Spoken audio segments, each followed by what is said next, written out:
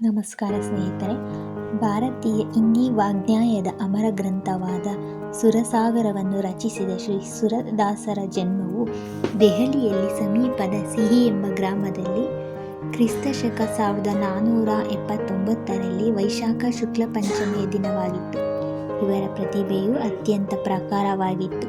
ಬಾಲ್ಯದಿಂದಲೇ ಇವರು ಕಾವ್ಯ ರಚನಾ ಸಂಗೀತದಲ್ಲಿ ನಿಷ್ಠಾರತರಾಗಿದ್ದರು. 84ರ ವೈಷ್ಣವರ ವಾರ್ತೆ ಎಂಬ ಗ್ರಂಥದಂತೆ ಇವರು ಸಾರಸ್ವತ ಬ್ರಹ್ಮರಾಗಿದ್ದರು.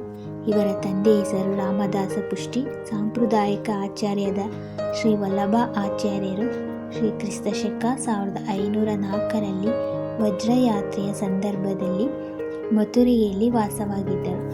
ಅಲ್ಲೇ ಸುರದಾಸರು ಅವರಿಂದ ವೈಷ್ಣವ ದೀಕ್ಷೆಯನ್ನು ಪಡೆದರು. ಆಚಾರ್ಯರ ಇಷ್ಟದೇವನಾದ ಶ್ರೀನಾಥ ಕುರಿತು ಇವರಿಗೆ ಅತಿಶಯ ಶ್ರದ್ಧೆ, ಭಕ್ತಿ. ಆಚಾರ್ಯರ ಕೃಪೆಯಿಂದ ಇವರು ಶ್ರೀನಾಥ ಪ್ರಧಾನ ಕೀರ್ತಕರಾಗಿ ನಿಯುಕ್ತರಾದರು. ಪ್ರತಿದಿನವೂ ಶ್ರೀನಾಥ ದರ್ಶನ ಪಡೆದು ಭಗವಂತನಿಗೆ ಹೊಸ ಹೊಸ ಪದ್ಯಗಳನ್ನು ರಚಿಸಿ ಅರ್ಪಿಸುವುದರಲ್ಲಿ ಅವರಿಗೆ ಹೆಚ್ಚಿನ ಸುಖ ಸಿಗುತ್ತಿತ್ತು.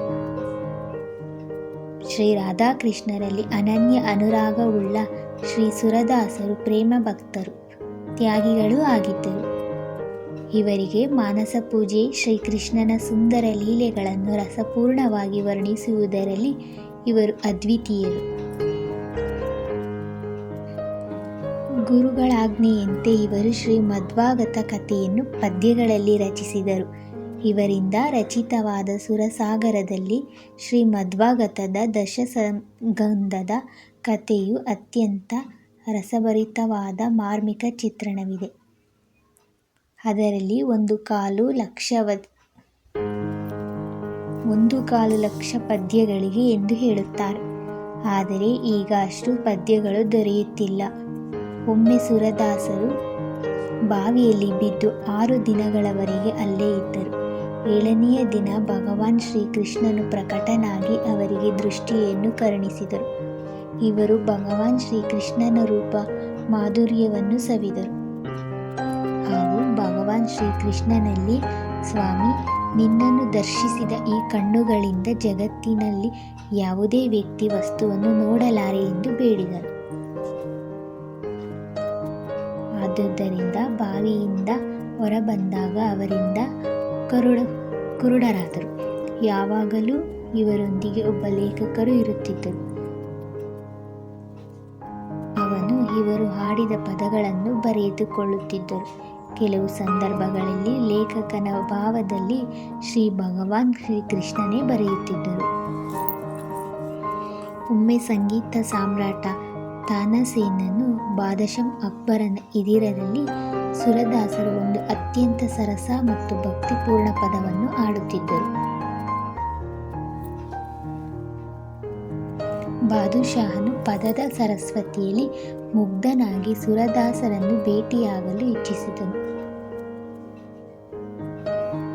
ಅವನು ತಾನಸೇನದೊಂದಿಗೆ ಸುರದಾಸರನ್ನು ದರ್ಶಿಸಲು ಹೋದನು. ಬಾದಶಾಹನ ವಿನಯಕ್ಕೆ ಸಂತೋಷಗೊಂಡು ಸುರದಾಸರು ಒಂದು ಪದ್ಯವನ್ನು ಹಾಡಿದರು.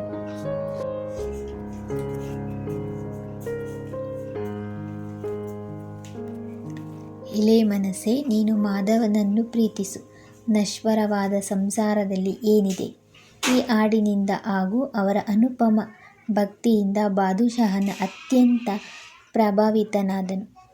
ಶ್ರೀ ಸುರದಾಸರು ಉಪಾಸನೆಯ ಸಖ್ಯಭಾವದಾಗಿತ್ತು. ಇವರನ್ನು ಉದ್ಧಾವನ ಅವತಾರವೆಂದು ಹೇಳಲಾಗುತ್ತದೆ.